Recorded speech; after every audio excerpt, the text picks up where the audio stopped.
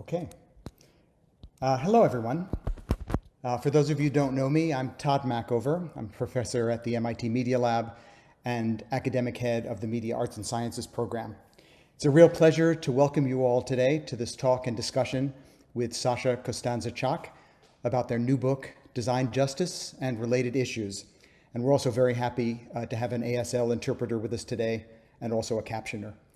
Indeed, welcome to Sasha in general, who has joined the Media Lab, MAS, and DUSP for this year as a research scientist, which we're all really thrilled about. Sasha will be conducting research, collaborating with faculty and students in both MAS and DUSP, participating on some master's thesis committees, and hopefully teaching a course in the spring. Sasha is widely known for their very important work on networked social movements, transformative media organizing, and design justice. Their work as a researcher and designer supports community-led processes that build shared power, move towards collective liberation, and advance ecological survival. Besides Sasha's joint appointment this year at MAS and DUSP, they are also a senior research fellow at the Algorithmic Justice League and a faculty affiliate with the Berkman Klein Center for Internet and Society at Harvard, as well as serving on the board of Allied Media Projects and being a member of the steering committee of the Design Justice Network. Sasha is a widely published scholar and critic, and their latest book, Design Justice, Community-Led Practices to Build the Worlds We Need, was published by the MIT Press just a few months ago. Today, Sasha will be speaking to us about design justice, followed by comments from Catherine D'Ignazio, who holds a PhD from Media Arts and Sciences and is now assistant professor of urban science and planning and director of the Data and Feminism Lab in DUSP, and Jaleesa Trapp, who's a PhD student in the lifelong kindergarten group at the Media Lab. Their comments and discussion will be followed by questions submitted via Slido from all of you. And you can continue to submit Slido questions during the talk and conversation. You'll find that link on the live stream page. Before turning the floor over to Sasha, I know that Chris Zegras, who's department head of DUSP, also wants to say a few words of welcome. Chris?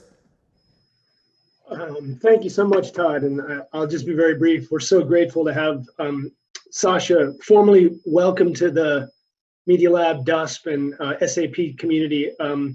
As Tod suggested, I'm the department head of urban studies and planning.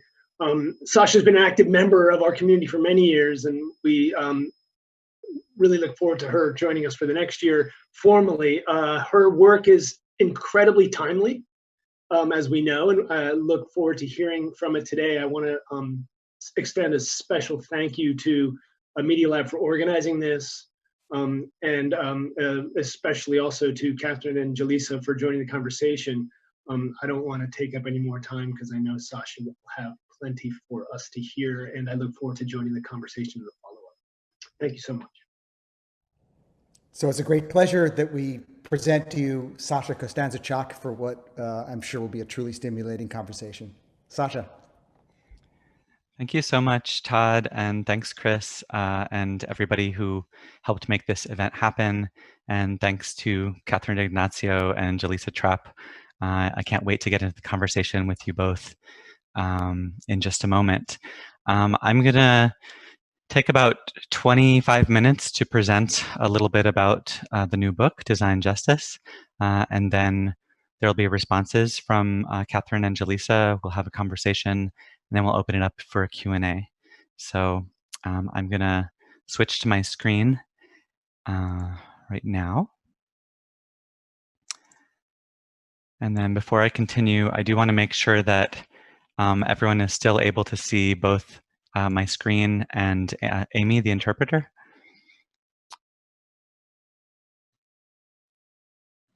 Okay, so I'm going to proceed. Before I dive into the book, I like to start talks with a land acknowledgement. So even though we're doing this virtually, we still are in physical locations. And so personally, I'm currently on the lands of the Pawtucket and Massachusetts peoples.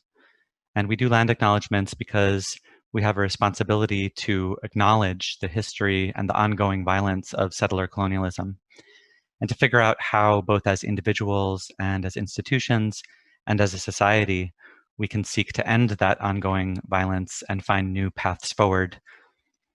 And if you want to learn more about the lands that you might be on, you can check out native-land.ca. And we don't have an active chat for this session. Usually I ask people to add their name and acknowledgement in the chat, but it can be just something that the viewers reflect on. And of course, we're here to talk about my new book with the MIT Press. You can actually access almost all of the book now is published open access thanks to the MIT Press, and it's available at design-justice.pubpub.org, or if you just Google the name of the book, it'll come up. And this is the way that the book is structured. Of course, we don't have time in 25 minutes to talk about all of it. So what I'm going to do instead is share a short story from the opening that kind of frames it a little bit. I'm going to talk a little bit about design affordances, and then I'm going to share a little bit about the Design Justice Network as a community of practice before we get into the conversation with Catherine and Jaleesa. So I'd like to begin in June of 2017. I'm standing in a security line at the Detroit Metro Airport on my way back to Boston from the Allied Media Conference, which is a collaborative laboratory of media-based organizing that's been held every year in Detroit for the past 2 decades. And in fact, the first ever virtual AMC just took place a couple weeks ago. At the AMC, every year, about 3,000 people, media makers, designers, activists and organizers, software developers, artists, filmmakers and researchers, and really people of all kinds gather to share ideas and strategies for how to create a more just, creative, and collaborative world. And as a non-binary, trans, femme-presenting person, for me, it's always a deeply liberating time. It's a conference that strives harder than any I've ever been to be deeply inclusive of all kinds of people, including queer, trans, intersex, and gender nonconforming folks. And it's not perfect, and every year there are challenges. This year, a lot of the sessions were overfull and people couldn't get into them because of Zoom limits. But every year there are new challenges and difficult conversations about how to construct truly inclusive space. It's always a powerful experience, and I always learn a lot there. So in June of 2017, I'm emerging from a week immersed in this parallel world, and I'm very tired, but on a deep level, I'm refreshed. And my reservoir of belief in the possibility of creating a better future has been replenished. But as I'm standing in the security line and I'm drawing closer to the millimeter wave scanning machine, my stress levels begin to rise. My heartbeat speeds up slightly as I near the end of the line, because I know that I'm almost certainly about to be subject to a very embarrassing, uncomfortable, or even humiliating search by a TSA officer after my body is flagged as anomalous by the millimeter wave scanner. I know that that's going to happen because of the particular socio-technical configuration of gender normativity, cis normativity, or the assumption that all people have a gender identity and presentation that are consistent with the sex they were assigned at birth. And that's been built into the scanner. It's been built into the user interface design, the technology itself, a binary gendered body shape data construct that it uses for its risk detection algorithm, as well as the socialization and training and experience of the TSA agents. So an agent motions me to step into the scanner. I step in, I raise my arms and I place my hands in that triangle shape above my head, facing forward. The scanner spins around me, and then the agent signals for me to step forward out of the machine. I glance to the left where a screen displays an abstract outline of a human body, and that's what we're looking at on my presentation slides right now. And as I expected, a bright fluorescent yellow block on the diagram highlights my groin area. You see, when I entered the scanner, the TSA operator on the other side was prompted to select a blue male button or a pink girl button based on how they read me. And often, since my presentation is non-binary femme, the operator selects female. But then the three-dimensional contours of my body at a millimeter wave resolution differ from the statistical norm of female bodies. as understood by the risk algorithm.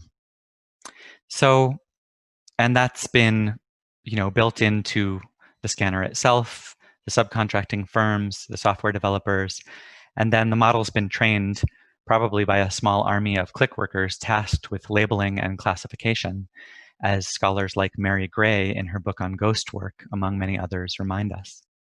So if the agent selects male, my breasts are large enough, statistically speaking, in comparison to a normative male body shape construct to trigger an anomaly warning and a highlight around my chest area.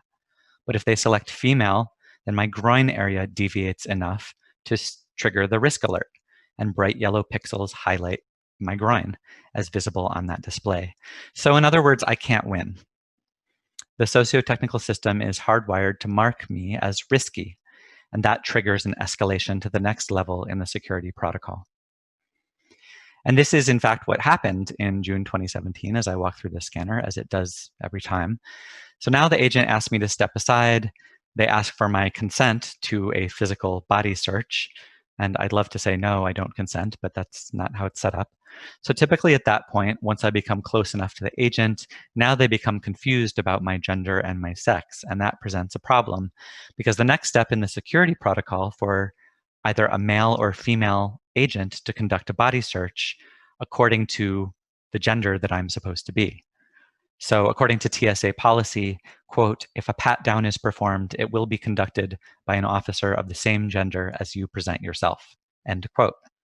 But as a non-binary trans femme person, I'm a problem that's not easily resolved by the next layer of the algorithm, that of the security protocol. So sometimes they assume who I prefer to be searched by, sometimes they ask. On this particular day, I was extra unlucky because a masculine presenting agent saw the interaction, shouted, "I'll do it," and strode over to me. I asked him what he would is he going to ask me what I prefer? And so then he got really confused and pauses, steps back towards me. Now the female agent, stops him and asks what I'd prefer. But at this point, I'm standing in public. I am flanked by 2 TSA agents. There's a line of travelers backed up watching the whole interaction. And ultimately, the female presenting agent, runs her hands up the inside of my thighs and around my chest and under my arms and all of that. And then makes an uncomfortable face, and I'm cleared to continue onto my gate. And the point of this story is to provide a small but very concrete example from my own daily lived experience of how larger systems, including norms, values, and assumptions, are encoded in and reproduced through the design of socio-technical systems, or in political theorist Langdon Winner's famous words, how artifacts have politics. And so in this particular case, I've already described how the airport security technology, the data sets, the risk assessment, the practices of the guards are all designed based on the assumption that there are only 2 genders and types of body, and that gender presentation conforms with so-called biological sex, although biological sex can include chromosomal sex, hormonal sex, primary or secondary sexual characteristics, clothing, makeup, and presentation. But anyway, all that gets erased in a reductive binary assumptions that are built into the system. And so anyone who falls outside that norm is flagged as risky and subject to the heightened aspects of airport security systems and the violence of empire that they instantiate. So queer, trans, intersex, and gender nonconforming people are disproportionately burdened by the design of this technology and the way that it's used. The system is biased against us. To use Oskey's term, it's a misgendering machine. And most cisgender people aren't aware of the fact that the millimeter wave scanners work this way with the blue boy and the pink girl button because it doesn't affect their lives. Most trans people do know. Of course, these systems aren't only biased against trans people, but also against Black people who frequently experience invasive searches of their hair, as was documented by ProPublica, against Sikh men, Muslim women, and others who wear head wraps, as described by sociologist Simone Brown in her brilliant book, Dark Matters. As Brown discusses, and as Joy Buolamwini, founder of the Algorithmic Justice League, and also part of the Media Lab community, technically demonstrates, gender itself is racialized. Humans have trained our machines to categorize faces and bodies as male and female through lenses tinted by the optics of white supremacy. Airport security systems are also systematically biased against many disabled people who are likely to be flagged as risky if they have non-normative body shapes or if they use prostheses. And anyone who's simultaneously queer or trans, Black, Indigenous, Muslim, immigrant, and or disabled, well, then you're doubly or triply or multiply burdened by and face the highest risks of harms from this kind of system. So my white skin, US citizenship, and institutional affiliation with MIT place me in a position of relative privilege. So I'm certainly going to be spared the most disruptive and harmful possible outcomes of security screening. For example, I don't have to worry that this process is going to end in my being placed in a detention center and deportation proceedings. I'm not going to be hooded and whisked away to Guantanamo Bay or to one of the many other secret prisons that form part of the global infrastructure of the so-called war on terror. Most likely, I won't even miss my flight while I'm detained for what security expert Bruce Schneier describes as security theater. So other people face much greater potential harms. And here I'd like to give an example of the greater harms of the immigration security system. So Johanna Medina Leon died on June 1st, 2019, a little more than a year ago, on the first day of Pride Month. She was a 25-year-old trans woman from El Salvador who was detained or incarcerated by ICE for over a month at Otero County Processing Center in New Mexico. She was a nurse, ironically, given the current global pandemic and Trump's obsession with curtailing immigration via executive order, which I'm happy to see that MIT has been fighting as best possible against that type of executive order. So Johanna was ill. She knew she needed a fluid transfusion via IV, but she was repeatedly denied. And the Otero site, which is run by a private company called Management and Training Corporation, well, according to a recent report by ACLU of New Mexico, the Santa Fe Dreamers Project and Las Americas Immigrant Advocacy Center, at that site, LGBTQ migrants systematically suffer inadequate medical care, quote, retaliation and unlawful use of solitary confinement, and, quote, rampant sexual harassment, discrimination, and abuse.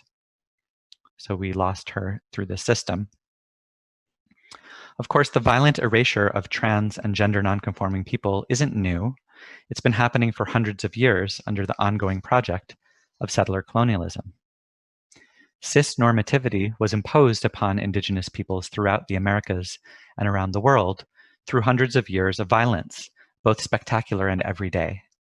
Two-spirit scholars and activists like Harlan Pruden are now systematically recovering these histories. So, by grounding an analysis of cis-normative border security systems in hundreds of years of settler colonial violence, I want to make it very clear that I'm not an advocate of a technical-only solution to the problems with millimeter wave scanners. I'm not asking for a less biased scanner to be built or a more fair and transparent scanner. Simple inclusion or fixing the anomaly doesn't always get at the underlying historical and structural problems. Instead, I'm asking us to think about how to build a world where millimeter wave scanners don't exist, where they, like other border technologies and carceral systems and the violence of empire, have been abolished. Like Harsha Walia, I'm interested in undoing border imperialism. And like Ruha Benjamin, I'm interested in dismantling the new Jim Code, discriminatory design that amplifies racial hierarchies through engineered inequity, default discrimination, coded exposure, and techno-benevolence. Ruha calls out how technology design too often ignores, but thereby replicates social division. Tech sometimes aims to fix racial bias, but then ultimately reproduces it. So I'm interested in decarceral design, decolonizing design, and design justice. So what is design justice? We can think of design justice both as a framework for analysis and a community of practice. It's about the relationship between socio-technical systems, design, and power. And it's also about a growing community of different kinds of designers, graphic designers, software designers and developers, architects and urban planners, artists and technologists, community organizers, and many others who are currently co-creating a theory and practice of design justice. And I'll give just one example. Of course, there's a lot here. It's a full book, but I'll give an example of one way that you can use design justice as a framework for analysis, which is to think about how design distributes benefits and burdens between various groups of people, for example, in the allocation of affordances and disaffordances. So affordances, of course, are the properties of an object that show the possible actions that users can take with them, the suggestions of how users can interact with an object. So in one of the most famous examples that's been widely used and circulated, by Don Norman, among many others, a doorknob affords turning, a button affords pushing. But an object's affordances are never equally perceptible to all, and they're never equally available to all. So a given affordance is always more perceptible, more available, or both to some kinds of people. And in this illustration, there's a Gen Z kid saying, "Lol, what?" to a floppy disk, which is an example of the unequal perceptibility of an affordance. And there's a set of stairs, which of course may be perceptible, but less available to someone who's using a wheelchair. We could also talk about the distribution of disaffordances. Disaffordances match perceptual cues with actions that will be blocked or constrained, like a fence or a password. And disaffordances with a Y is a subset of disaffordances. And these are objects that require some users to misidentify themselves in order to access the functions. And this is a concept developed by D.E. Whitcower. So for example, a non-binary person forced to select either male or female in an account creation process in order to proceed. Or in the case made famous by Joy Buolamwini, facial detection technology that fails to see dark-skinned faces without a light mask. And so in this example, we might say that the point, or one of the ways that you can use design justice as a framework for analysis is not to impose a single or best design solution, but to always recognize that affordances, disaffordances, and disaffordances privilege some people over others, and to ask, do the affordances and disaffordances of the object or system or built environment or building that I'm creating, does it disproportionately reduce opportunities for already oppressed groups of people while enhancing the life opportunities of already dominant groups? And even more specifically, in design justice, we think about how affordances are distributed in ways that typically reproduce the matrix of domination, which is a way of talking about white supremacy, heteropatriarchy, cisnormativity, ableism, capitalism, and settler colonialism, among other pre-existing systems of oppression. And it's a term that was developed by Black feminist scholar, sociologist, and past president of the American Sociological Association, Patricia Hill Collins. It's a model that helps us think about how power and oppression, privilege and penalties, benefits, burdens, and harms are systematically distributed. And when she introduced the term in her book, Black Feminist Thought, Collins emphasized that race, class, and gender as three systems that historically have been most important in structuring most Black women's lives. But she notes that additional systems of oppression structure the matrix of domination for other kinds of people. So for her, the term describes a mode of analysis that includes any and all systems of oppression that mutually constitute each other and shape people's lives. And it's a framework that also emphasizes how individuals, we all simultaneously receive both penalty and privilege based on our location within the interlocking systems of oppression. And we are each simultaneously members of multiple dominant groups and multiple subordinate groups. So design justice says, let's consider how design, affordances and disaffordances, objects and environments, services, systems and processes, interfaces, simultaneously distribute both penalty and privilege to individuals based on our location within the matrix of domination, and then attend to how that operates at various scales: personal, community, institutional, and society-wide. There's a lot more to this, but in the interest of time and getting to the conversation, I now want to move on to the next part of the conversation, which is about the other way to think of design justice, or not the other way, they're linked together, so let's avoid the binaries.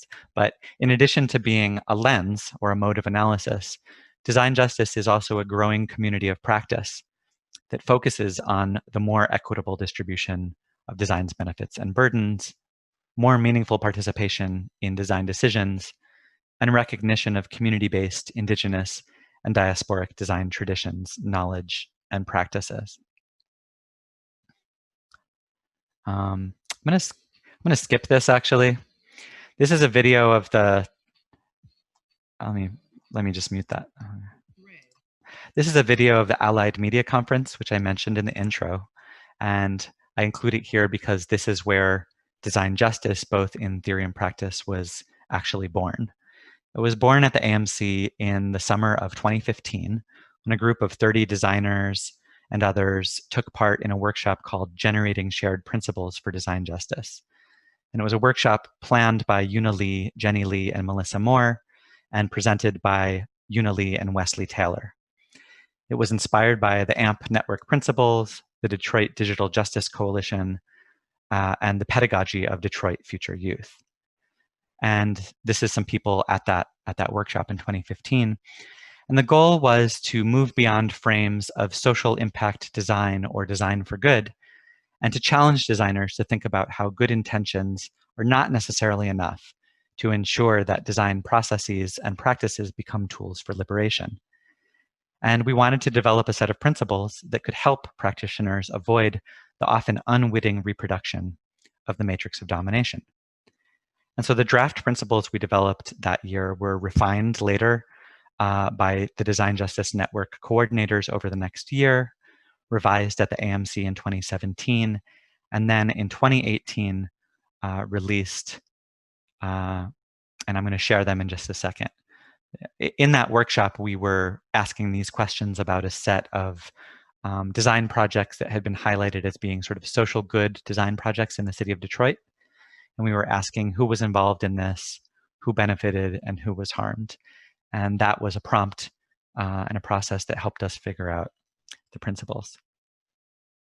So I'm going to share the principles now. First, we use design to sustain, heal, and empower our communities, as well as to seek liberation from exploitative and oppressive systems. We center the voices of those who are directly impacted by the outcomes of the design process. We prioritize design's impact on the community over the intentions of the designer, because we know where the road to where is paved with good intentions, right? We view change as emergent from an accountable, accessible, and collaborative process, rather than only as a point at the end of a process. So both process and product are important.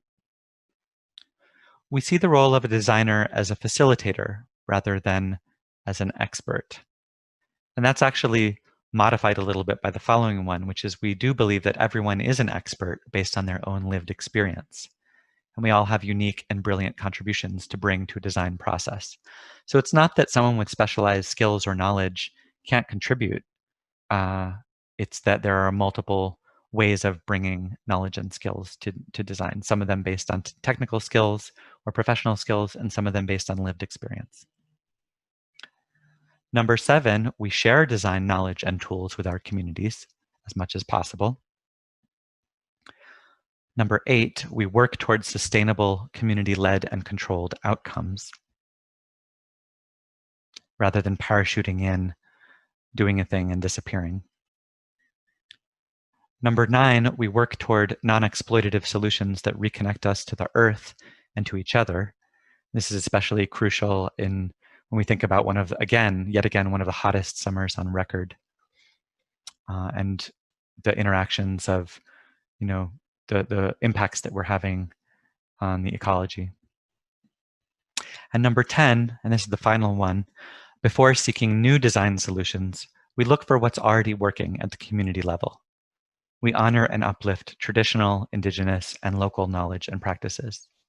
So again, this doesn't mean that there's nothing new under the sun or that we can't contribute and work together to develop new, interesting technologies, practices, buildings, systems, but that rather than jumping immediately to techno-solutionist approaches, we can look for what's already working.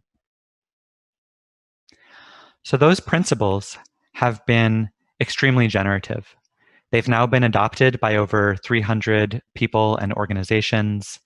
The Design Justice Network has grown. It's been nurtured by many people.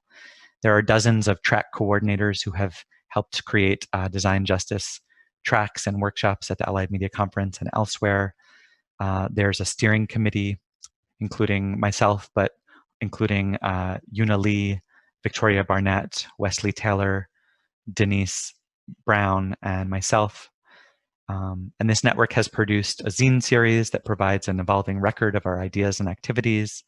We coordinate network gatherings and tracks. We organize workshops and talks on a regular basis. And we're now growing through what's called local nodes, which are self-organized meetups of people who want to practice design justice. And they're in different cities around the country and around the world.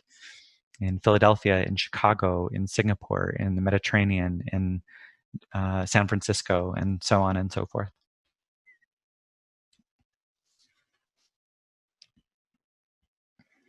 We've also launched a formal membership structure where there are signatories.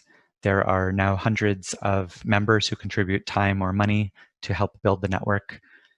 There's a steering committee, which I described, and then there are working groups for different projects and the local nodes, which I mentioned. Now, I want to emphasize that the Design Justice Network is not the only place where people have been working on this question of design and how we can use it to dismantle the matrix of domination or dismantle power and inequality. Of course, there's a long legacy of this type of work, and in the book, I draw on that and cite it and weave it through the practices that we're involved in today. So I'll just highlight a couple additional before we open it up into the conversation. I want to really highlight Antoinette Carroll and the work of Creative Reaction Lab. So their equity-centered community design framework holds that systems of oppression, inequality, and inequity are by design, and therefore they can be redesigned. We could think about the professor of civic design, Cesar McDowell at MIT, who has an extensive body of theory and practice of design for the margins. We could think about the work of the MIT CoLab that's been developing a practice based on participatory action research. There are so many people, working in this space. Most recently, I really want to highlight the work of the DAP collective, Design as Protest, because in the midst of both the global pandemic and the surging movement for Black liberation in its latest incarnation that emerged following the deaths of George Floyd and Ahmaud Arbery and Tony McDade and Breonna Taylor and so many others, there's been an explosion of interest in design justice. And most prominently, the DAP collective of architects and city planners, which had emerged back in 2017 in the wake of Trump's election, has organized several national conference calls for design justice with hundreds of participants. And they released a set of design justice demands. And Design as Protest describes themselves as a coalition of designers mobilizing strategy to dismantle the privilege and power structures that use architecture and design as tools of oppression. They're organized and led by Black and Indigenous designers. They exist to hold the architecture and planning professions accountable in reversing the violence and injustice that architecture, design, and urban planning practices have inflicted upon Black people and communities. So design as protest champions the radical vision of racial, social, and cultural reparations through the process and outcomes of the types of design practices that are in that profession. In computing fields, there's been an explosion of interest in design justice as well. We have, though, more than code work, we have the emergence of a consentful technology framework and also to Design Studio, and I think Boku is working on this as well. We have the rise of the Algorithmic Justice League, led by Joy Bulamwini, to think about how justice applies in algorithmic decision support systems, and the growth of the FACT community, formerly FATSTAR, Fairness, Accuracy, and Transparency in Machine Learning. So again, these conversations are moving quickly. And these conversations are also part of the MIT community already. So I'm really excited that, Catherine is here for the conversation. The Make the Breast Pump Not Suck Hackathon and Policy Summit that many people in the Media Lab community worked on, including Catherine and Alexis Hope and so many more were involved in, was in dialogue with the Design Justice Network principles as they emerged, and was actually part of one of the Design Justice tracks at the Allied Media Conference. Data feminism, of course, is a very values-aligned way of thinking about how data practices and data science can reproduce or help dismantle systems of patriarchy, as they're also linked to racial and economic injustice and more. And in terms of pedagogy, there's a whole chapter in the book about pedagogy of design justice. But Jaleesa Trapp, of course, is working on pedagogy that is about dismantling racial and gendered inequality in how we teach and learn education more broadly, as well as computing and technology in particular. And I had the great privilege to work with Jaleesa in a collaborative design studio course that I've taught for many years at MIT, and to learn a little bit more about what this looks like in the context of the Computer Clubhouse Network. So I want to stop there. I went a little longer than I was hoping. So I'm going to stop sharing my screen so that we can then hear some reflections from, I think, first Catherine and then Jaleesa, and then we'll have a shared conversation. Is that right? That sounds perfect. Thank you Okay. so much. Catherine, do you want to jump in? Great. Yeah. Yeah, thank you so much. Thanks, Sasha. Thanks, Todd, and to Chris for organizing the event. I'm just personally super thrilled to welcome Sasha to the Media Lab and to DUSP. I've known Sasha for, oh my gosh, 7 or 8 years, ever since I was a student at the Media Lab, and I've been inspired by their work for that long also. So I wanted to use my respondent time to just comment on some of the things that I found most powerful about design justice. And first of all, as Sasha made clear in the end of their presentation, design justice is more than a book. It's a network, it's a movement, it's a set of principles, it's a stream of messages on Slack, it's a set of relationships that are being formed, it's a list of local chapters that are popping up around the world. And so as a member of the network myself, it's been really refreshing and energizing to have a space where folks are values aligned. They're sort of trying to practice the principles to sort of walk the talk, and have a space to discuss that, engage with that across the many kind of different contexts in which all these different chapters exist.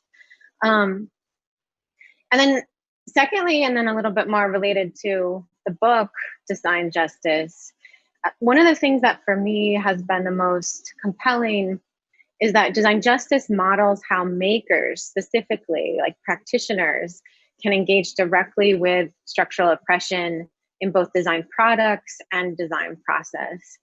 So coming out from a design field myself, I can say often design fields have a somewhat unhealthy relationship with structural forces like racism and sexism.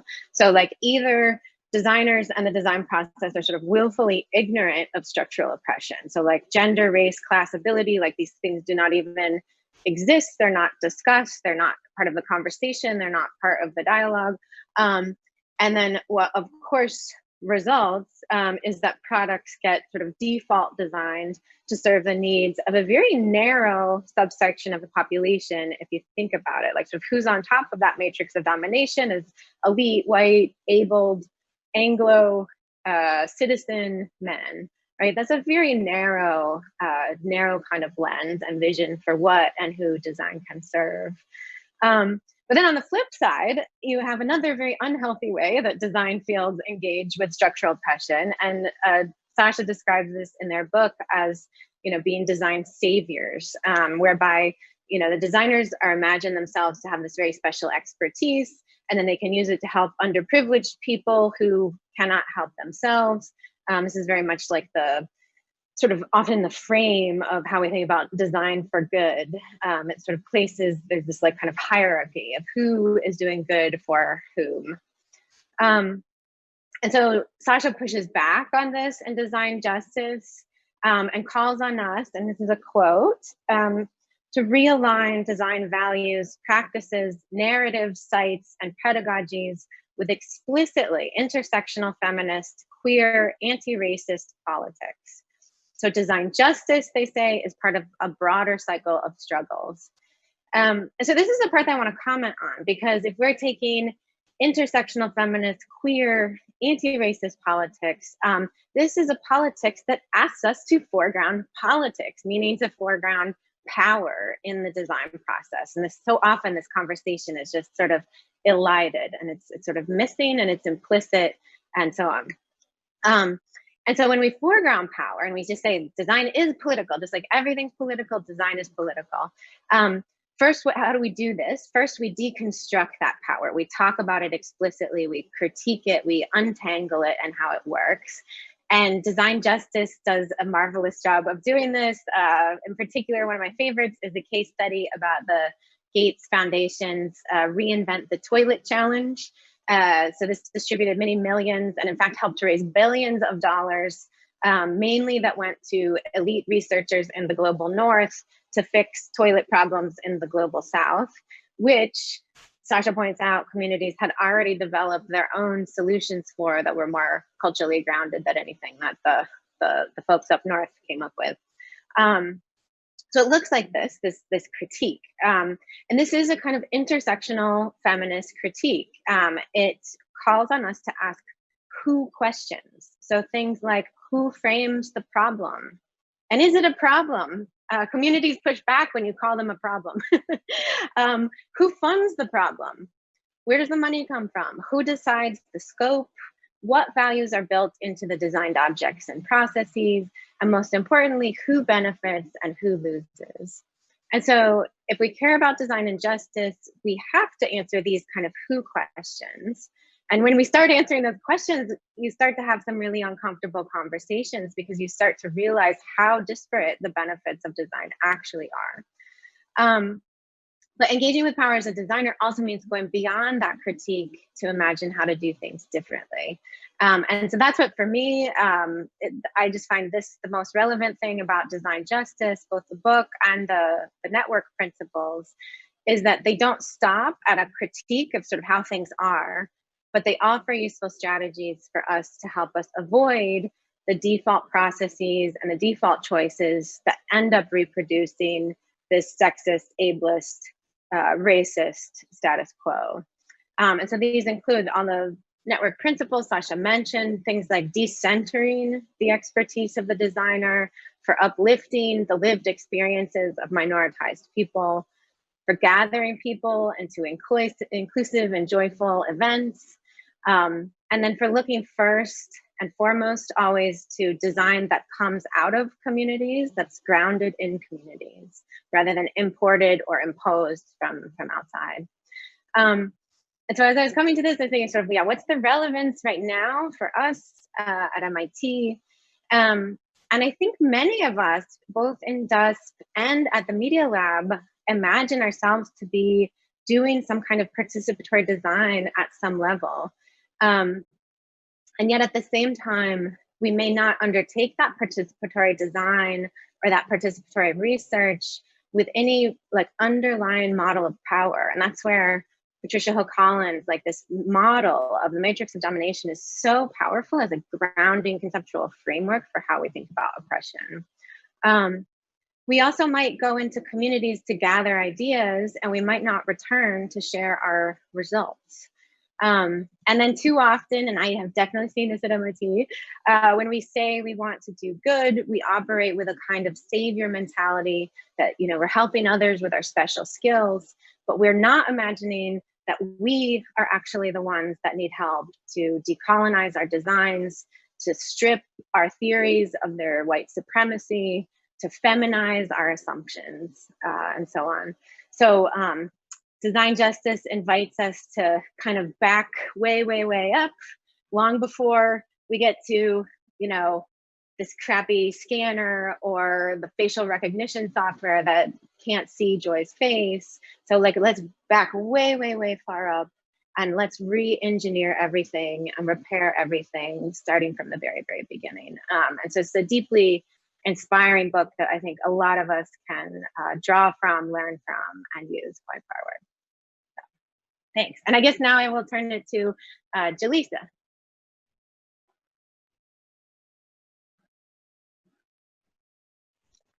Thank you, Sasha, for having me as part of this event.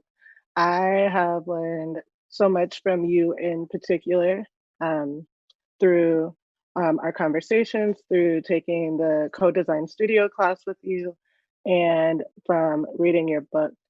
I think what's been most helpful for me is finally having the words to articulate what it is that I want to be able to do with the students that I work with. So my name is Jaleesa Trapp. I'm currently going into my second year as a PhD student with the MIT Media Lab with the Lifelong Kindergarten Research Group. I'm also a high school computer science teacher, and I'm also a community organizer with Tacoma Action Collective. And something that has really helped me with the framework that Sasha's laid out. I think in particular, design principle number 6. When I got to the Media Lab, I knew that I wanted to do work with the Clubhouse network, and I didn't feel confident doing it at first because with research, people are always asking about like the experts. And I didn't feel like I was an expert, even though this was the community that I had come from. I grew up going to the computer clubhouse from the time I was in the 7th grade till when I graduated from high school. And even after that, I went back after graduating from the University of Washington to be the coordinator there up until the time that I came to the Media Lab.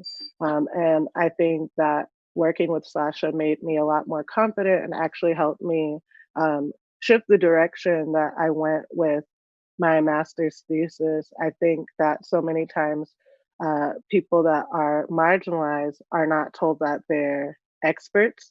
So many times other people are experts, and you might be able to put in a word or two about this process. I think Sasha's work has made me think a lot. And I've also changed the examples that I use with my students when I teach human-computer interactions, when I talk about being an ethical designer. One thing in particular is the story that Sasha shared earlier about the scanners going through the airport security. It was something that that actually made a light bulb go off in my head, because I always get stopped going through airport security because of my hair. So today my hair is one way, tomorrow I might have long braids that touch the floor.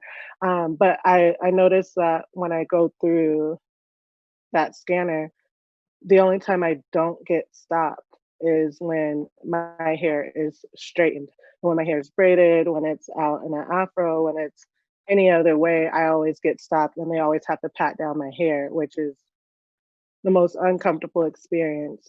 And I didn't think about why that was until I heard Sasha's story. And I think that this framework is important for us as researchers and designers, but it's also important for youth. So these are examples that I'm able to give to my students when they're designing. The curriculum that I teach, we always talk about doing creating personas and empathy mapping. And while that's like the standard in the UX world, it also really just makes me think like, who are we to say what we think that these people are thinking and feeling?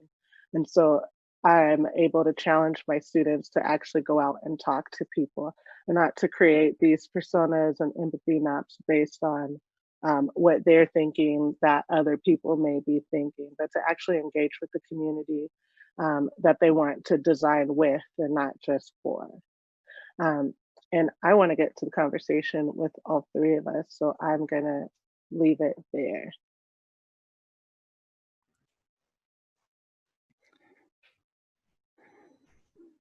Well, thank you both so much. It's really, I mean, I've learned so much from both of you as well. So it's really nice to be able to be in dialogue today. You know, hearing you, Jaleesa, talk about personas and empathy mapping, you know, as you know, there's a whole section in the book that's about personas, and I kind of go hard on them and look at a bunch of the research around, for example, disability simulation, which is a common thing that design teams will do.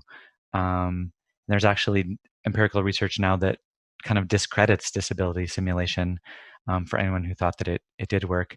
And partly what the researchers found is that, you know, when people who don't identify as disabled and don't have a particular impairment simulate that impairment by like wearing a blindfold, say, or by you know, not using their legs, you know, for a day to do, or a few hours to do a simulation, that the types of solutions that they often come up with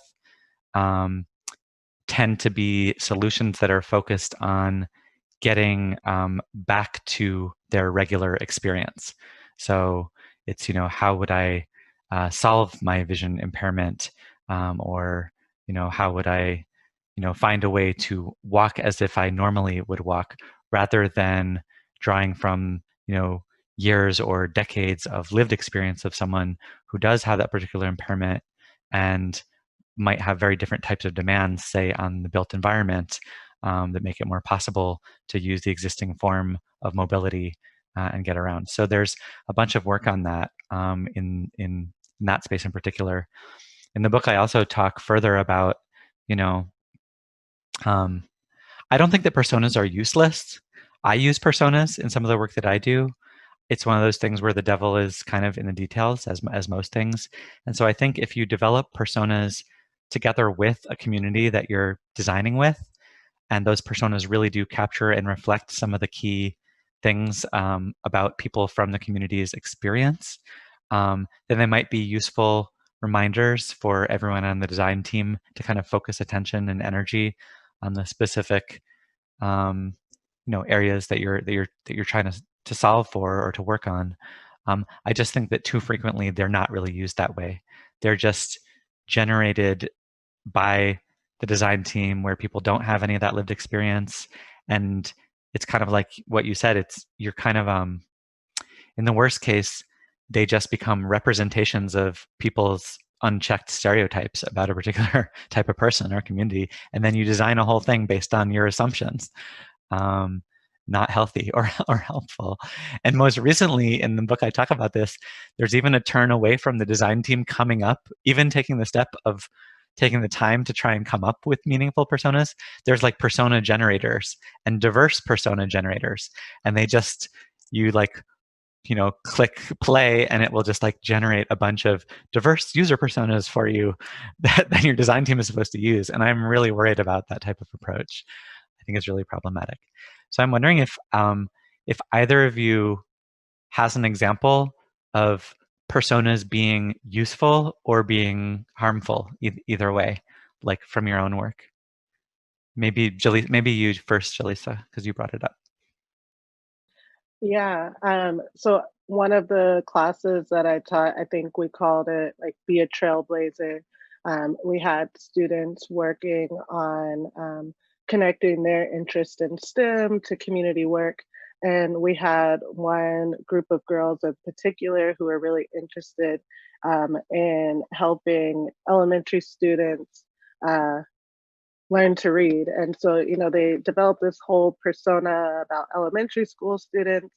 And, I looked at the persona and I was like, I don't think that's correct, but I'll let you figure it out on your own. And so they ended up going to spend a lot of time with students. And what they thought students needed was they needed help like finding books at their reading level. But when they went and worked with students, they found out that a lot of them were being confined to certain reading levels and not actually being able to read books that they were actually interested in, even if they were maybe a little bit harder. So they ended up designing a website that allowed elementary school students pick out books by their interest level, and not interest, but about what they were interested in, but then also gave them suggestions for different reading levels, which would also help with teachers, because a lot of times the teachers just give them books like, well, this is your reading level, so this is what you can read. But yeah, their personas that they first developed were pretty terrible. They thought that they knew exactly what elementary students were thinking, and it turned out that they didn't. But being allowed that time to go and spend with those students and figure out actually what it is that they needed really helped them turn around the project that they created. That's great. Yeah. I think for me, one of the concerns around personas is sometimes they can be because you're focused on the individual. So it's like keeping the solution or whatever the design thing is then at the level of the individual. And so one experience of frustration that I had with this was I went to a hackathon, not the one we did, not the breast pump hackathon, not our hackathon, but I went to like one that other people had organized. I was like invited as kind of like this expert person to bring in a problem. And so I brought in this issue of like, I wanted to use the hackathon space. It was about breastfeeding, but I wanted to use it as a space to map out where the baby-friendly hospitals are in the United States, because if your baby's born in a baby-friendly hospital, that can really affect whether breastfeeding gets initiated in those first like really crucial couple days after you're born. But then it was very frustrating because I had this team of 10 people, and then they kept making these user personas, and they kept localizing the problem back onto the individual person and being like, well, they just need more information about breastfeeding, and then they will choose to breastfeed. And I was like, no, they don't need like more pamphlets. Like there's so many pamphlets, like we want to like look at actually like what are some of the structural roots behind this thing. And so it was like a bit of a struggle, I would say, too. I think people kind of wanting to, I don't know, it's like the risk to empathize actually with the individual person is kind of dangerous sometimes, because then it leads you to these assumptions where actually it can obscure you from actually seeing the more macro structural picture. So yeah, wow. That was one experience of frustration, I guess. I think that's a really great example. And while you were talking about it, I just had this kind of light bulb go off in my mind that was, we should explore together developing some type of like a model of personas where the persona has to always include some of the structural barriers that the person is facing to do the thing they want to do. Because I don't see that as something that's standardized in personas, and that leads to the problem you described, which is even if the persona really does capture a particular person, it's still individualizing completely, which is not unuseful. Like we still are trying to make things for people to use. Right. But if the structural barriers could be reflected in the persona itself somehow, that might be an interesting way to, I guess, force the design team to, first of all, think about what those barriers are, and then also shape the way that they imagine the scope. Yeah, I totally agree. Let's do it. Okay, yes. Okay, Good. one project has been born here already. Check. Catherine, I wonder if, oh, go ahead. Well, I had a question for the two of you that kind of builds on this, because it's something I've been thinking about, is that's sort of related to this, like at what scale do you design for a question, especially if you're designing within this sort of matrix of domination. This is one, again, that came up sort of in our work on the breast pump hackathon, where, you know, on the one hand, we're like, and actually, Sasha, you talk about this at the end of the book. You raise it as kind of one of these open-ended questions that you have to navigate, is like, when do we, because design is pragmatic and ultimately you want to make stuff for the world that exists to a certain extent. Like, we can't wait until racism is gone or capitalism has been overthrown to do something. But on the other hand, how much do you take as given and engage with that? And like the way this came up in the breast pump project is, for us, it's sort of thinking about like, how much are we saying we need a better breast pump versus how much are we saying we want a world that makes the breast pump just not even make sense? You know, like, we want a world with paid family leave so that people can not have to choose between breastfeeding their kid and having a roof over their head, you know? And so like, so this is one of these things, but then that's like a much longer thing to work on. I mean, that's going to be like a 10-year thing at least. And so I would just love to hear your thoughts, because to me, this is a very open conundrum that people have to navigate in every different project and context. Yeah, I mean, I think to me, I'm inspired to answer that question by the practice that you and that whole team developed, which is that avoid false binary choices whenever you can. So you ended up transforming the breast pump hackathon into a breast pump and policy forum, right? Mm-hmm. So both of those things are going to be necessary, and you used the energy and the attention around the device to gather resources and people and a community to have conversations both about improving the objects that people have to use in today's world, while also trying to imagine and move towards and lift up the community voices and organizations that are already working to transform the policies we need, so to make this thing less necessary for so many people. And I think if that strategy were applied in many technology design projects, you know, what if every hackathon had an object and a policy component? That would be interesting. At the very least, we'd end up with much more widely educated community of designers and technologists. I don't know. What do you think, Jaleesa? Yeah, so it's hard for me to think of that question in terms of like product, technology, and policy right now, just because of the current state of things. So I'm from Tacoma, Washington. I flew to Tacoma on March 5th and didn't know I was going to stay for 4 months because of COVID.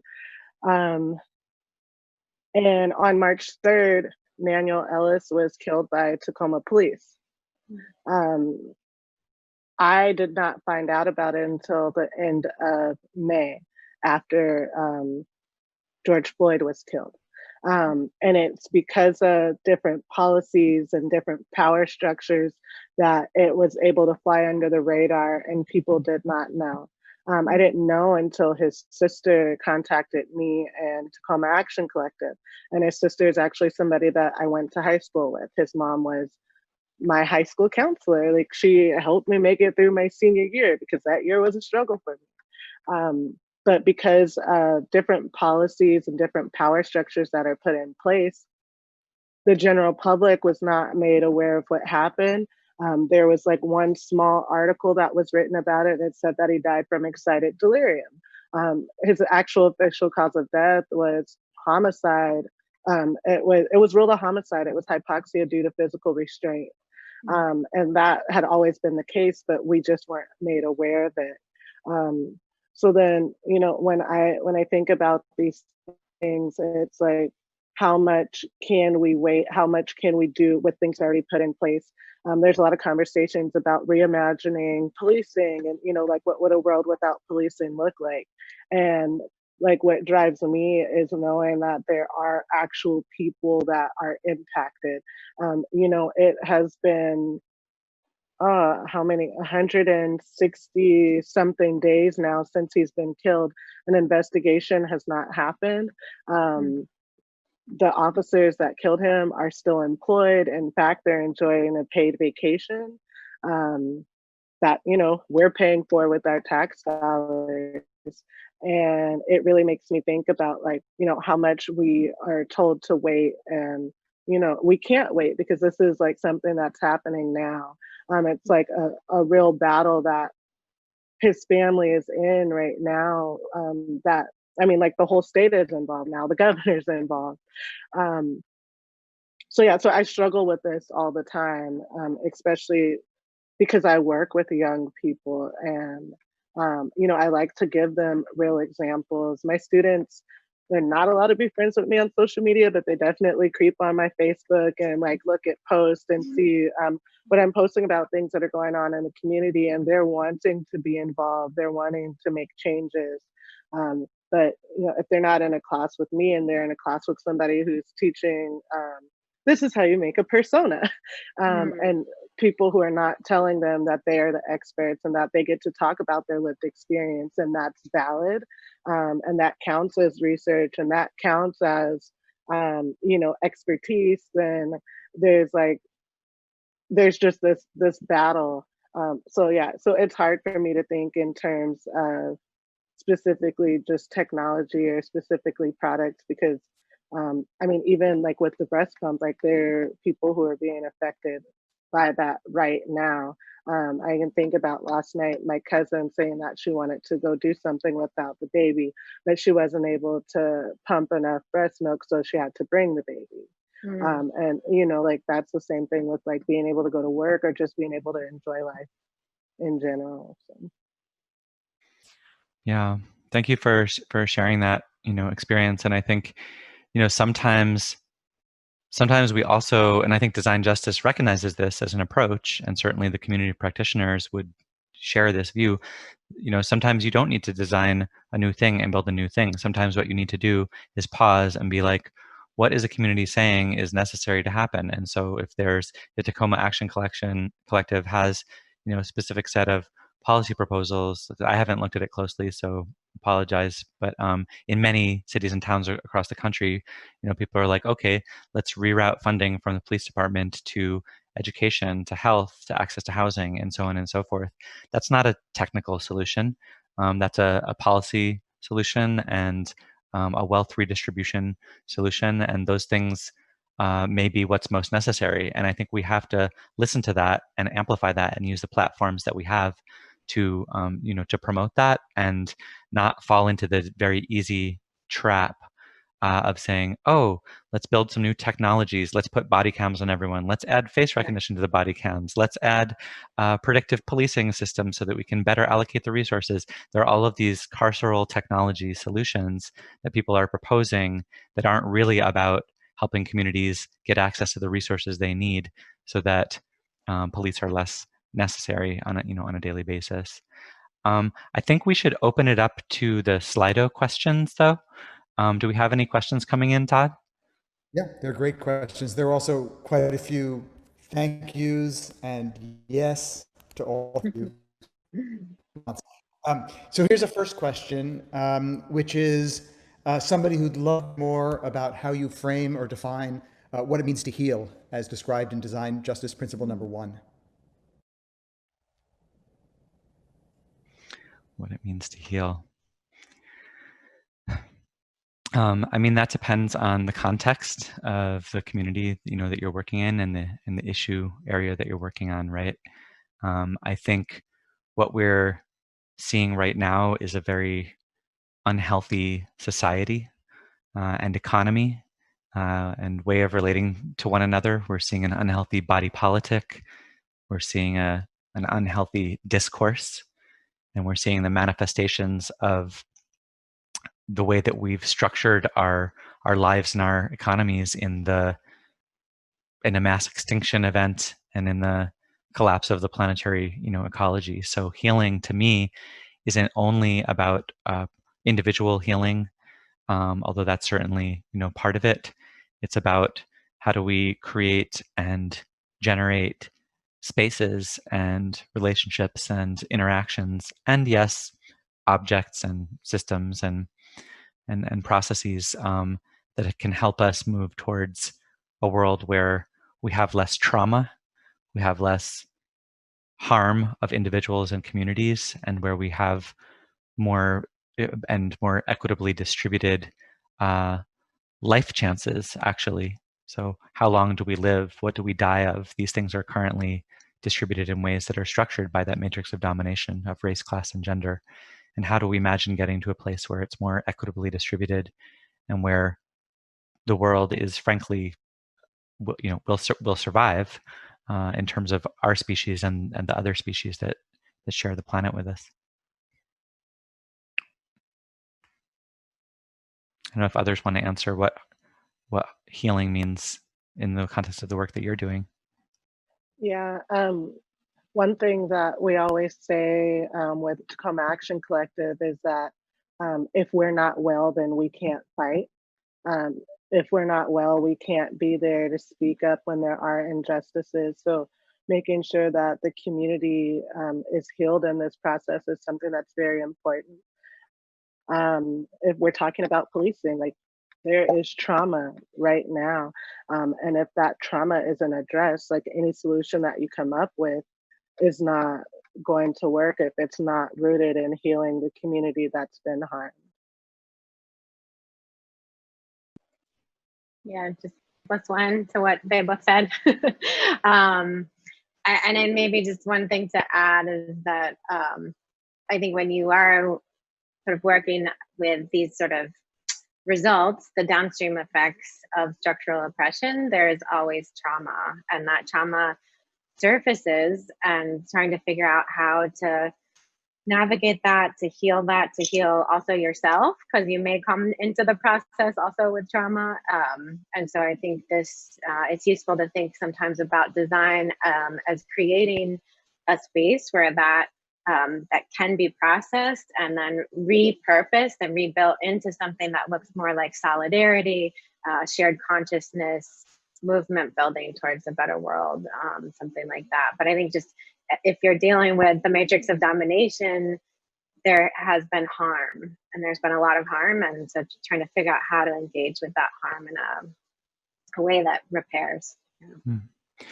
I want to add one more piece to this, which is it just made me think of a very specific and concrete example as well of sort of design justice and health and healing, which is Rachel Walker, who is an associate professor and the PhD program director at UMass Amherst in the Center for Health and Human Performance.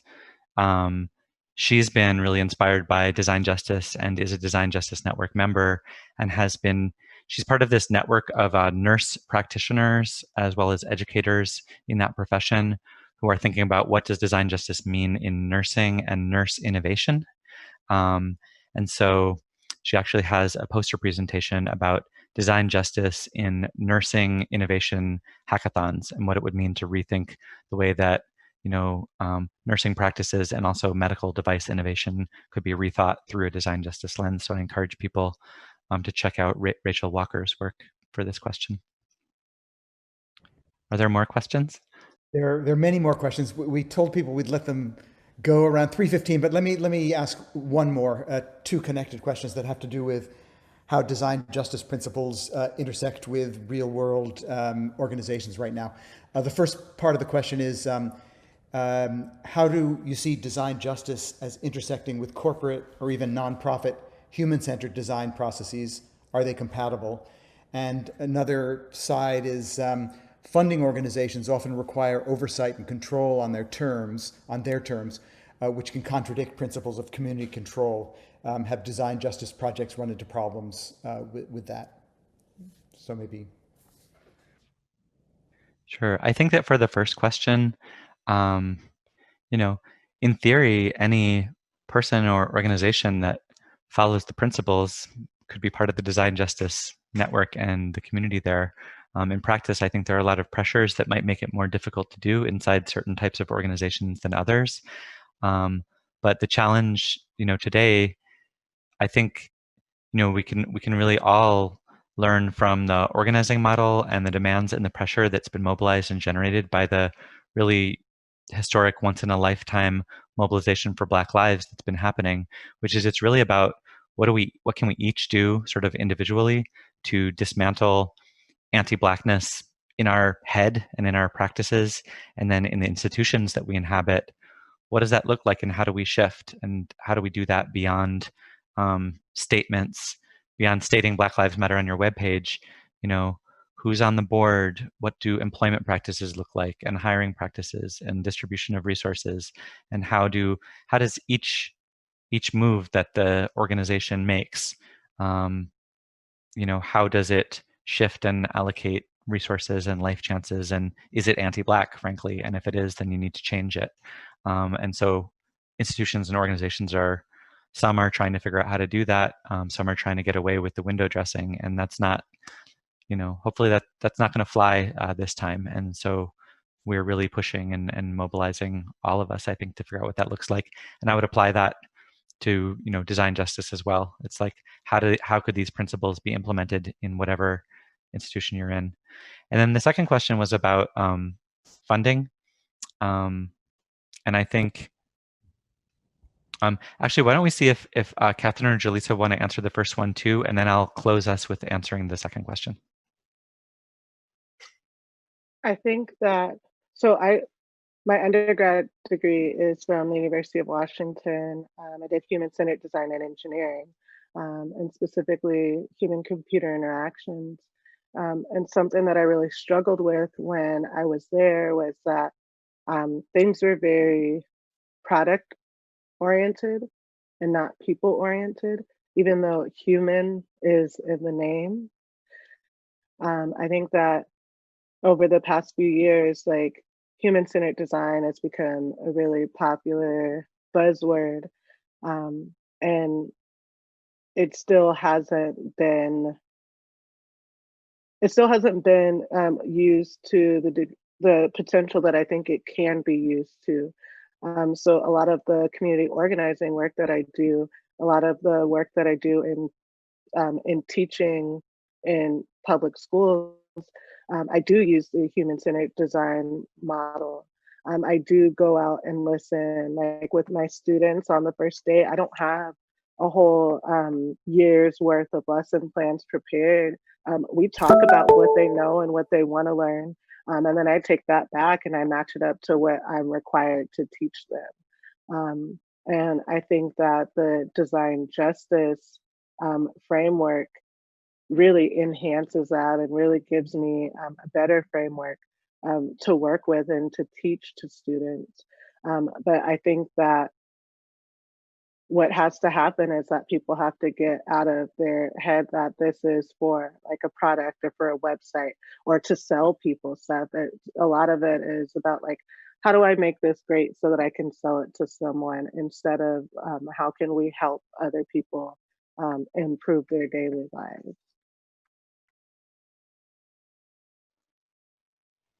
Yeah, I sort of have an answer that's maybe also touches on the funding question, because this question comes up a lot. I feel like I sort of like I just got this question about data feminism recently, of sort of like, how do I convince my boss that data feminism will make it profitable or whatever? And like, it's not going to, part of this is that like our funding models are broken.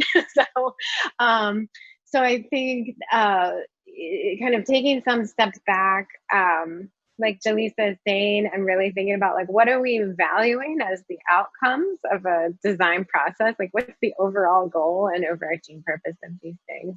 And then also looking at how do we do what we can to push back on funding mechanisms that exist. So, I mean, I'm thinking right now more in the research world, but like so much of like the research and like the research and design work that gets undertaken is a function of what there is funding for. And often what is prioritized by grant makers, philanthropists, sponsored research, and so on is not relationship building. It's not sort of like deep pluralistic commitment to process. It's about output. It's about product. It's about whatever those things might be. And so I think there's also, we do need to like re-engineer some of the systems that are producing a bad process and that are producing bad outcomes. And I do think that starts with the money. So I think that starts with re-engineering how the funding works across all of these different spheres. I mean, that's also like a really big project.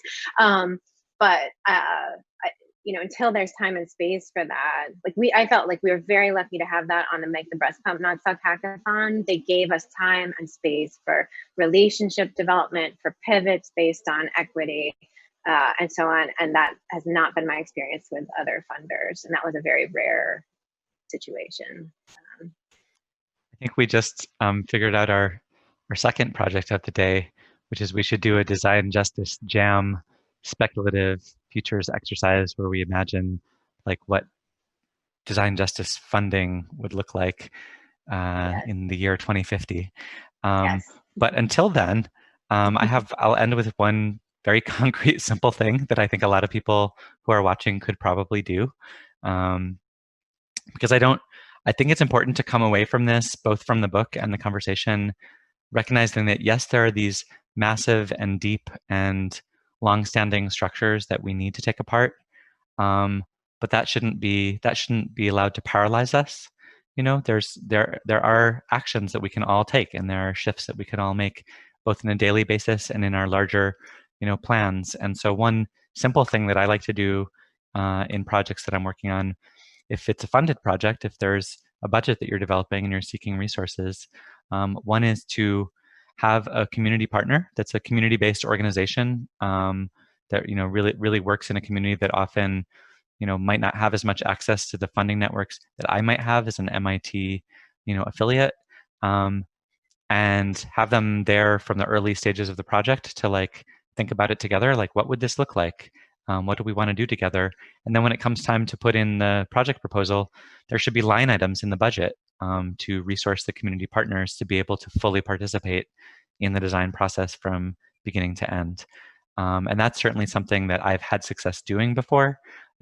Yes, it's not perfect. I'm still a researcher coming with the ties to the funders, and I can shape the project. And so nothing is perfect. But again, thinking beyond binaries, thinking beyond like we can do nothing because in some small way we'll never get it exactly right, but thinking about how do we constantly grow and evolve and learn.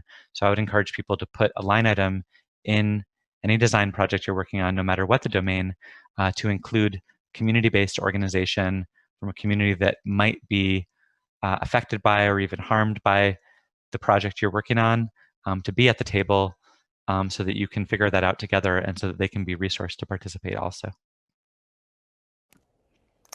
Wonderful note to end this chapter on.